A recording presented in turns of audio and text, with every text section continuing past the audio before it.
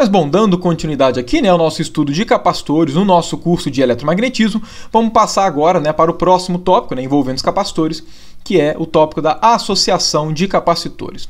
Qual que é a ideia, né? Como eu comentei com vocês, né, toda vez que a gente vai criar algum capacitor, a gente sempre vai chegar naquela relação, né, de que ΔV é proporcional à carga, ok?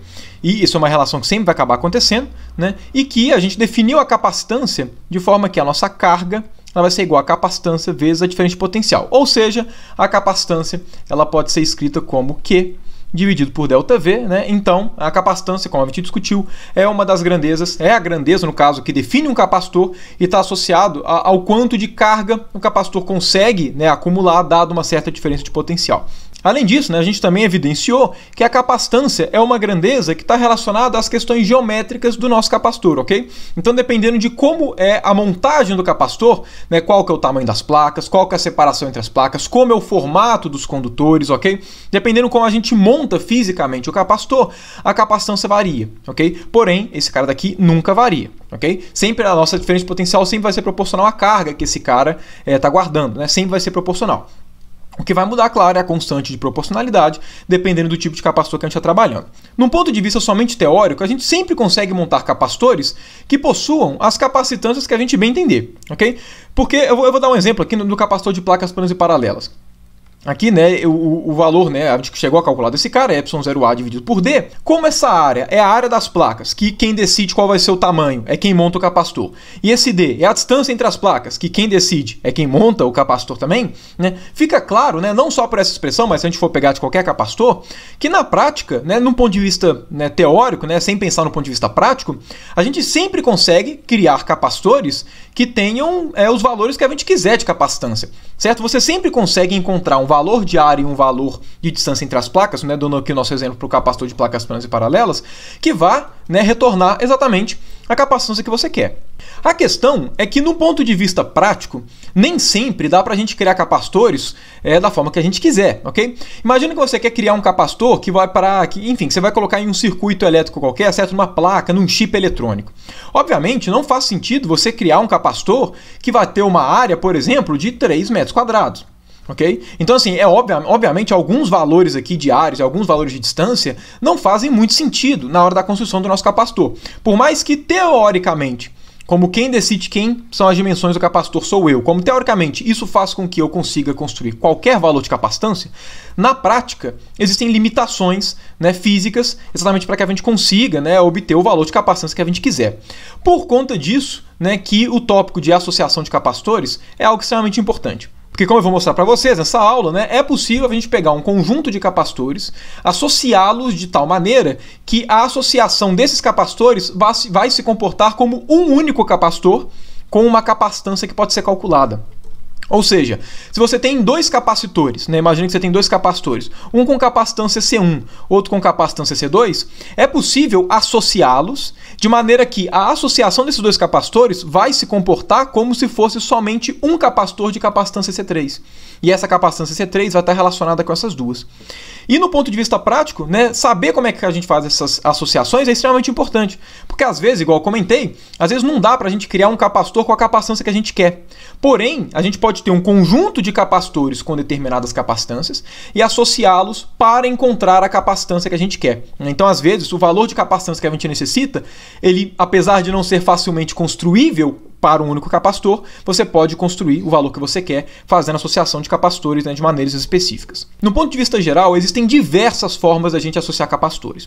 Na prática, eu vou mostrar para vocês somente dois tipos de associação, ok? Que é o tipo de associação em série, né, associar capacitores em série e associar em paralelo.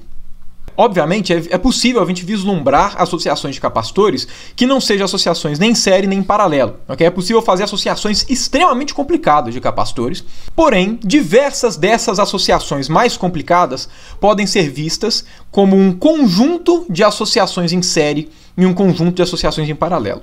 Então, por conta disso, né, descrever esses dois tipos de associação já traz um avanço enorme, exatamente porque eles são exatamente os tijolinhos para você construir associações bem mais complicadas, ok?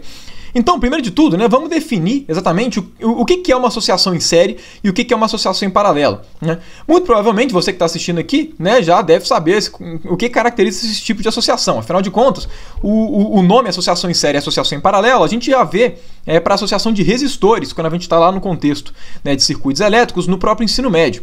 Então, bom, primeiramente, né, toda vez que a gente for representar graficamente um capacitor, né, de uma maneira simples, a gente sempre vai representar desse jeito. 2 traços, né, paralelos, ok? Isso sempre vai ser a representação de um capacitor. Dado isso, né, para a gente começar a falar de fato de associações de capacitores, a primeira coisa que a gente tem que fazer é vamos colocar vamos fazer um desenho esquemático aqui de um capacitor sendo carregado. Ok? Como é que é esse desenho esquemático? Bom, a gente vai ter aqui uma fonte de tensão, ok? Que vai fornecer uma certa diferença de potencial, ok? Que eu estou representando aqui por esse V. E o que a gente faz? A gente liga essa fonte de tensão, né, em cada uma das placas. Porque a partir do momento que eu ligar a fonte de tensão em cada uma dessas placas, o que vai acontecer? Essas placas daqui, elas vão ter exatamente a mesma diferença de potencial, né, que a fornecida pela fonte. Então, é assim que a gente carrega, ok? A partir do momento que a gente liga esse capacitor nessa fonte, o que vai acontecer? Esse cara daqui vai passar por uma diferença de potencial definida pela fonte e, consequentemente, aqui vai aparecer uma carga Q, né, uma carga mais Q, e no outro vai aparecer uma carga menos Q. E com esse desenho daqui, né, bem simples, a gente vai conseguir pelo menos representar um pouquinho melhor, né, entender um pouquinho melhor que tipo de associações são essas, em série e em paralelo dos capacitores, ok? Pois bem, então primeiro de tudo, como é que é uma associação em série, ok? Então eu vou até colocar, né, esse circuitinho daqui, né, em cima, já que ele é como se fosse a representação, né, de um único capacitor que a gente vai utilizar para poder falar a respeito das capacitâncias equivalentes, ok? Então, primeiramente, né, esse daqui é o desenhozinho esquemático da representação de um capacitor, ok? Esse cara daqui vai acabar induzindo uma corrente, né, essa diferença de potencial vai acabar induzindo uma corrente Qzinho e menos Qzinho, né, de forma que, dado que esse cara daqui tem uma diferença de potencial, dado por esse V daqui, né, a capacitância desse cara daqui vai ser quanto? Vai ser Q dividido por esse V, que é a diferença de potencial fornecida pela fonte, ok? Então vamos lá, como é que é uma associação em série de 2 capacitores? A ideia é o seguinte, né, dado que eu tenho 2 capacitores, um de capacitância C1 e outro de capacitância C2, por exemplo, ok? Então, dado que eu tenho 2 capacitores, que foi representado dessa forma daqui, ok? Então, esse cara daqui, né, com capacitância C1 e esse cara daqui com capacitância C2, ok? Então, suponha esse daqui capacitância C1 e esse cara daqui com capacitância C2. Uma associação em série de capacitores é uma associação que eu faço dessa forma daqui, ó. Eu ligo uma das placas de um capacitor até a outra placa do outro capacitor, ok? E a maneira como eu ligo esse cara na minha fonte de tensão é desse jeito daqui. Eu coloco, né, a nossa fonte de tensão aqui, e aí eu ligo uma das fontes, um dos terminais dessa fonte em uma das placas do capacitor C2, e eu ligo ao outro terminal exatamente na placa, né, que tem do C1. Qual que vai ser a nossa ideia aqui? A nossa ideia vai ser, se eu coloco esses 2 capacitores dessa forma, né, que é uma associação em série, certo? Esse capacitor daqui, esse conjunto capacitor C1 e C2, vai se comportar como um capacitor de qual capacitância? Então, bom, vamos começar pelo óbvio, né? Dado que existe uma diferença de potencial sendo induzida para os capacitores, o que vai acontecer? Vai induzir necessariamente uma separação de cargas, ok? Então, o que vai acontecer? Aqui vai ficar com uma carga Q1, e aqui com uma carga menos Q1. Aqui vai ficar com uma carga Q2 e uma carga menos Q2 nessa outra placa, ok? Então essa é a primeira coisa que a gente consegue falar, né, dado que uma diferença de potencial foi induzida, né, nos capacitores. Antes de eu colocar essa fonte de tensão, os capacitores, obviamente, não tinham nenhuma dessas cargas induzidas. Eram 2 capacitores neutros, certo? A partir do momento que eu coloco essa fonte de tensão, o que vai acontecer? Vai induzir uma separação de cargas. Agora, olha só, se os capacitores eles eram neutros, devem concordar comigo que antes deles serem carregados, todas essas 4 placas aqui, elas eram neutras, ok? Se essas 4 placas eram neutras, todo mundo deve concordar comigo que essas 2 placas daqui também eram um conjunto neutro, porque afinal de contas, essa placa ela está sendo ligada diretamente nessa. Agora vamos lá, se essa associação em série faz com que essas 2 placas aqui sempre estejam em contato, e elas inicialmente estavam neutras, elas vão continuar neutras durante todo o procedimento, né, da separação de cargas. Eu imagino que isso seja óbvio para todo mundo, certo? Afinal de contas, elas não estão encostando em mais nada. Elas só estão em contato diretamente com elas próprias. Então, se o conjunto inicialmente estava neutro, depois de ser carregado também vai ser neutro. A partir disso, se esses caras aqui estavam neutros, o que a gente pode falar quanto a Q1 e Q2? A gente pode falar que Q1 é igual a Q2. Por quê? Porque se esse conjunto tem que permanecer neutro, né, já que ele era neutro inicialmente, aqui ficou com uma carga menos Q2 e aqui ficou com uma carga Q1, obviamente essas cargas elas têm que ser iguais, né, em módulo. Por quê? Porque se Q1 e Q2 forem iguais, né, ou seja, se todos esses caras aqui forem iguais a uma carga que eu vou chamar de Q, reparem que a gente tem exatamente a situação que faz sentido, ok? Qual que é a carga total desse conjunto? É zero, né? Igual era antes, ok? Então, para associações em série, a primeira coisa que a gente consegue perceber é que as cargas induzidas nos capacitores são iguais, ok? Essa é uma característica da associação em série. Agora, percebam que eu não posso falar que a diferença de potencial entre as placas do capacitor C2 é a mesma do que a diferença de potencial entre as placas do capacitor C1. E eu acredito que isso seja fácil de perceber para todo mundo pelo seguinte: qual que é a definição de C1?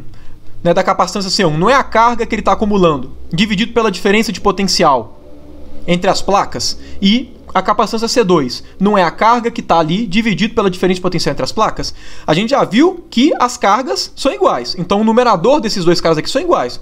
Agora, eu estou supondo que as capacitâncias são diferentes. Se as capacitâncias são diferentes e as cargas são iguais, obviamente as tensões, as diferenças de potencial entre as duas placas têm que ser diferentes, obviamente. Apesar da gente não poder afirmar que V1 é igual a V2, a gente pode afirmar que a diferença de potencial fornecida pela fonte tem que ser igual a V1 mais V2. Isso a gente consegue falar. Porque olha só, essa diferença de potencial não é a diferença de potencial entre essa placa e essa placa. Certo? Afinal de contas, eu estou ligando a fonte de tensão em cada uma dessas placas. Então, como essa fonte de tensão fornece uma diferença de potencial, que eu estou chamando de V, obviamente, essa diferença de potencial vai ser entre os pontos que ela foi ligada. Agora, a diferença de potencial entre esses dois pontos não é a soma da diferença de potencial entre esse ponto e esse daqui, ok? Somado com a diferença desse ponto com esse daqui, somado com a diferença desse ponto com esse daqui.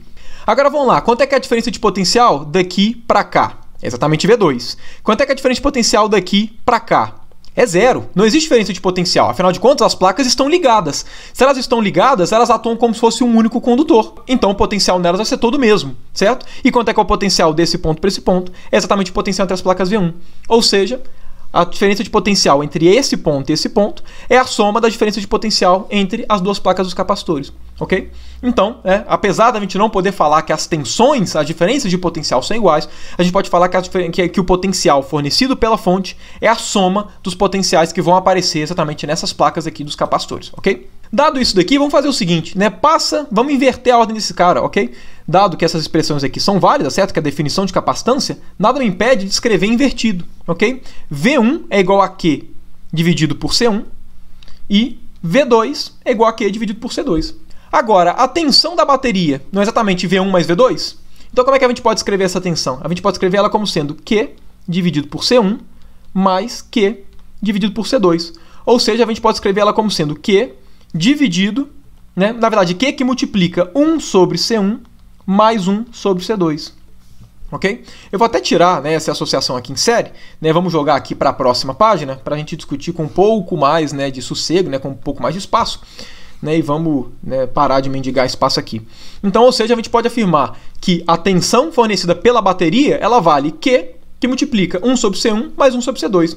Agora, olha só, se a gente compara esse lado com esse lado daqui, o que a gente tem? A gente tem que V, né, que é a diferença de potencial, né, que é fornecida pelo circuito, vai ser igual ao quê? Vai ser carga dividido por esse cara daqui, 1 sobre C1 mais 1 sobre C2.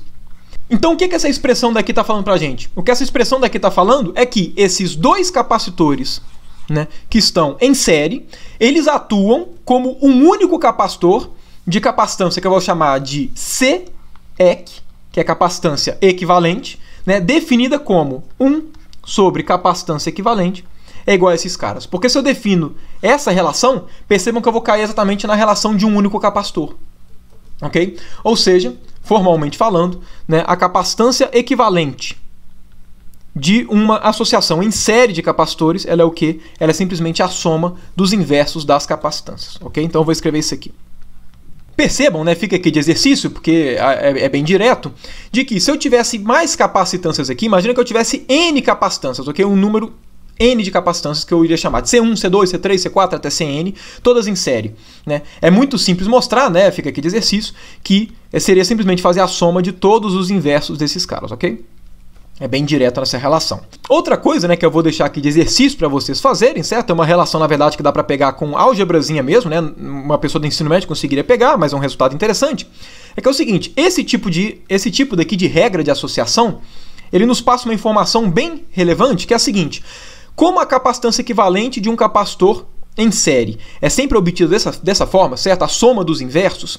Um dos resultados diretos que a gente obtém é que a capacitância equivalente de um conjunto de capacitores em série vai ser sempre menor do que todas as capacitâncias. Isso significa que, no ponto de vista prático, é relevante, né? Vale a pena fazer uma associação em série de capacitores quando você precisa de um capacitor com uma capacitância menor do que todos os capacitores que você tem.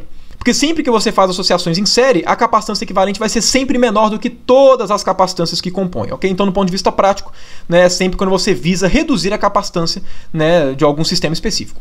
Mas, bom, dado isso, vamos então para a nossa próxima associação de capacitores, que é a associação em paralelo, ok? O que define uma associação em paralelo de capacitores?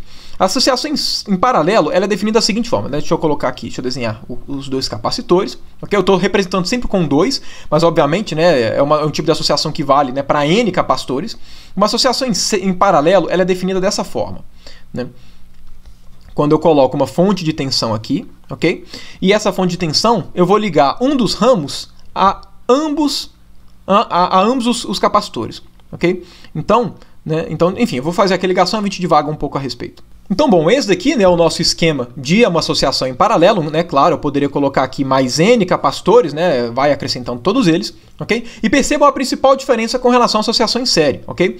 Na associação em paralelo, né, a gente vai ligar cada capacitor individualmente a essa fonte de tensão. Então, perceba, esse cara daqui está ligado a essa fonte de tensão, esse cara daqui também está ligado à fonte de tensão, certo? Cada um deles é individualmente ligado à fonte de tensão em ambas as placas. Em compensação, na associação em série, a gente só vai ligar a fonte de tensão à placa do primeiro capacitor e à placa do último, certo? Todas as outras placas vão ser ligadas somente entre si, ok? No capacitor em paralelo, não. Mas, bom, dado isso, como é que eu faço para determinar como é que esses dois capacitores vão se comportar, ok? Esses dois capacitores, eles vão se comportar como se fossem um único capacitor de qual capacitância, ok? Então, vamos lá, né? Esse cara daqui, capacitância C1, esse cara daqui, capacitância C2, ok? Deixa eu colocar aqui embaixo, né, para não ter problema de espaço. Então, C1, C2. Dado esse nosso esquema, quais são as conclusões que a gente pode tirar, ok? Primeira conclusão óbvia que a gente pode tirar é que tanto o capacitor 1 quanto o capacitor 2, eles vão estar sendo submetidos à mesma diferença de potencial. E o porquê que a gente pode afirmar isso é meio óbvio, certo? Cada um dos terminais da bateria está ligado a uma das placas. Então, né, cada uma dessas placas vai estar submetida a uma diferença de potencial. Então, necessariamente, eu consigo falar que V1 é igual a V2, certo? Já de cara, pela própria definição da capacitância. Além disso, vamos lá, a gente sabe que a capacitância C1 era definida como sendo a carga que está em 1 dividido por V1, e a capacitância que está em 2 vai ser o quê? Vai ser a carga que está em 2 dividido pela tensão em 2. Agora, percebam que não tem nenhum motivo para a gente achar que as cargas nesses dois capacitores vão ser iguais, ok? A diferença de carga entre as placas, né? Até aqui por um motivo óbvio, né? Se as tensões são iguais, né? Então, ou seja, se eu posso escrever as duas tensões como sendo, né, V1, né, já que elas são iguais, eu vou escrever as duas aqui como sendo V1. Se eu posso fazer isso, né, obviamente, como a priori as capacitâncias são diferentes, certo? E as tensões são iguais, obviamente as cargas têm que ser diferentes. Se as cargas fossem iguais, os dois teriam a mesma capacitância. Mas enfim, por conta disso, né, eu vou falar que aqui foi induzida uma carga Q1, ok? Então aqui no capacitor C1 foi uma carga Q1, e no capacitor 2 vai ser uma carga Q2. Mas agora vamos lá, ver se vocês concordam comigo. Essas duas placas aqui de cima, elas podem ser vistas como se fossem um único condutor, certo? Por quê? Porque olha só, essas duas placas, elas não estão ligadas entre si, certo? Elas estão ligadas entre si por esse fio. Como essas placas são condutoras e eu estou ligando-as por um fio, significa que elas vão atuar como se fosse um mesmo condutor. E a mesma coisa acontece com as placas de baixo, certo? As duas placas de baixo, elas estão ligadas também por um fio, certo? Se elas são condutoras e estão ligadas por um fio, significa que elas podem ser vistas como se fossem um único condutor. Agora, olha só, se essas duas placas de cima, elas podem ser vistas como se fossem um único condutor, esse um único condutor tem qual carga, né? Vamos supor que ele tem uma carga Qzão. Quanto é que vale essa carga Qzão? Ela vale Q1 mais Q2. Que é a soma dessas duas cargas, certo? Da mesma forma, esses caras aqui de baixo, essas duas placas de baixo, que podem ser vistas como um único condutor, elas podem ser vistas como um único condutor com qual carga? Com uma carga menos Qzão. Aqui também vale, né, menos Q1 menos Q2, que vale menos Q1 mais Q2. A partir dessas duas expressões daqui, que são as definições de capacitância, né, do capacitor C1 e C2, eu não posso falar que Q1 é igual a C1 V1 e que Q2 é igual a C2 V1, dado que eu tenho Q1 e Q2, e eu sei que esses dois caras daqui se comportam como um único condutor com carga Qzão, eu vou pegar esse Q1 e Q2 e vou jogar nessa expressão daqui de baixo, certo? Consequentemente, o que a gente obtém? A gente obtém que a carga total, né, que esse Qzão vai ser igual ao quê? Vai ser igual a C1 V1 mais C2 V1. Agora, eu posso colocar o V em evidência, certo? Que vai ficar C1 mais C2, que multiplica V1. Comparando ambos os lados da igualdade, o que a gente tem? A gente tem que Q é igual a C1 mais C2 vezes V1. Mas V1 não é a diferença de potencial fornecida pela fonte? Então a gente pode tirar esse V1 e falar simplesmente que é igual a V, que é a diferença de potencial. Agora olha só, o que essa expressão daqui me fala? Essa expressão daqui me fala que esse conjunto daqui, ele se comporta como um único capacitor de capacitância C1 mais C2, ok? Então ele me fala que esse cara daqui, ele tem um comportamento equivalente a uma capacitância, que é a soma das capacitâncias originais. Logo, para uma associação em paralelo, a capacitância equivalente vale quanto? Vale a soma das capacitâncias. Obviamente, né, aqui se eu fizesse com N capacitâncias, né, fica aqui de exercício, é bem direto, né, se enxergar isso, né, a capacitância equivalente vai ser sempre a soma, né, direta, C1 mais C2 mais C3 mais C4, né, com o número de capacitâncias em paralelo que você quiser. E percebam, né, por obviedade, que essa expressão daqui, ela tem uma relação contrária entre as capacitâncias do que da associação em série. Como eu comentei com vocês, esse cara daqui, né, esse tipo de associação mostra que a capacitância equivalente, ela é menor do que todas as capacitâncias uma a uma, né, que foram colocadas em série. O que acontece aqui é o contrário, né? Por obviedade, como a capacitância equivalente é uma soma, né, a capacitância equivalente que você pega, né, exatamente como uma associação em paralelo de capacitores é sempre uma associação maior do que cada uma das capacitâncias individualmente. Então, do ponto de vista prático, quando é que vale a pena você fazer uma associação em paralelo de capacitores? Quando você precisa de um capacitor que tem capacitância maior do que todos os capacitores que você tem. Então, para construir um capacitor com uma capacitância maior do que os que você tem, o que você faz? Você associa esses caras em paralelo. Se você se lembra, né, lá do ensino médio, né, mas a gente também vai mostrar nesse curso de eletromagnetismo, das associações em série e em paralelo das resistências, né, vocês vão ver que a relação é exatamente o contrário. Né? No caso, quando a gente faz associação em paralelo de resistências, a resistência é equivalente à soma dos inversos. Né? O inverso é a soma dos inversos. E quando a gente faz associações em série, que fica com a soma realmente das resistências. Então percebe que a dos capacitores é invertido com relação à das associações dos resistores. Então, bom, dado que nós descrevemos então como é que são as associações em série e paralelo, né, fica aqui agora de exercício para vocês praticarem, né, e vislumbrar, né, exatamente como é que é a capacitância equivalente de uma associação mista, certo? Então, pensa, vocês podem fazer, né, enfim, vão inventando exercícios para vocês praticarem, pegarem a manha, né? Mas enfim, por exemplo, vocês fazem algo desse jeito, né? Você tem duas em série, né, que estão em paralelo entre si, enfim, né? Com essas aqui vocês conseguem, né, pegar os tijolinhos básicos para fazer diversas outras associações e, claro, né, ir treinando um pouquinho mais, né, e pegar um pouco mais a manha, né, um pouco mais de intuição a respeito dos capacitores.